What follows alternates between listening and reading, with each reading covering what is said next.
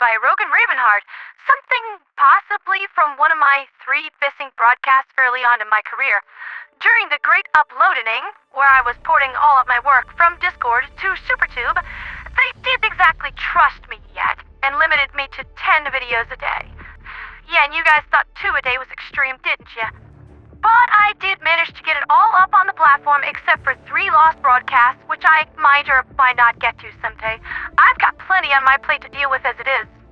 Anyway, the reason I am reusing an older tune is because the service I usually use to get reliable MP3s that I could work with off of SuperTube is not working tonight.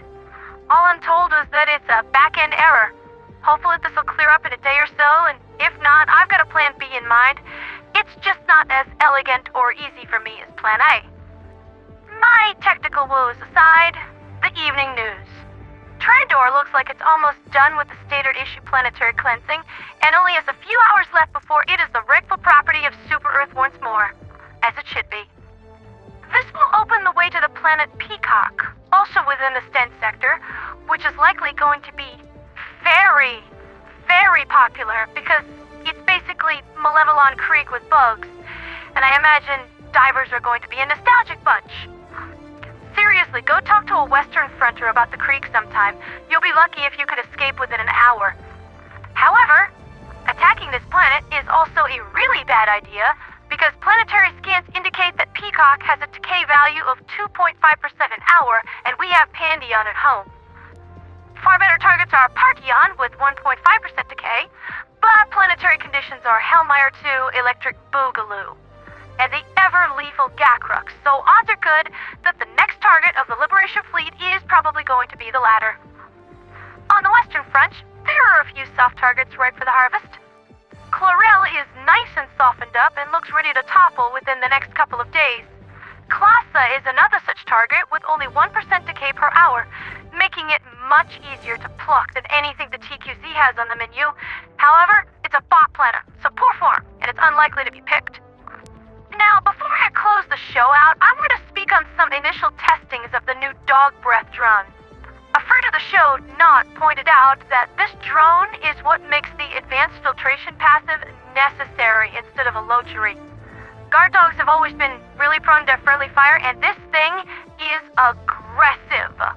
When I say aggressive, I mean that if you notice that it's not over your shoulder, that's because it is likely detached from you and gone off on its own to give Buggy a nice green bath.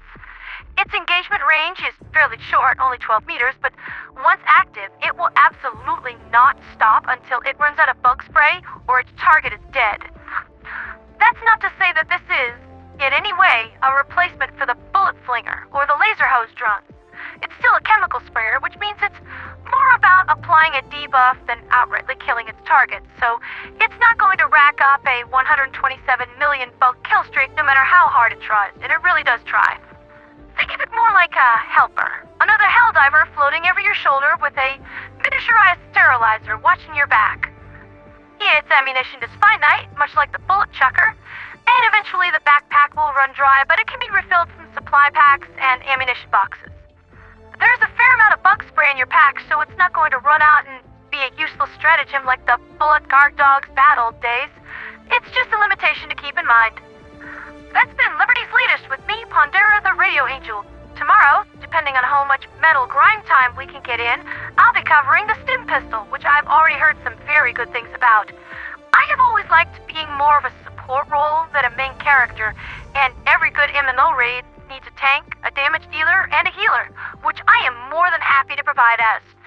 It keeps you guys standing up front taking all the hits for me. Which is great because my skeleton is like glass, and I can't make broadcasts anymore if I break like Gishware, you dig?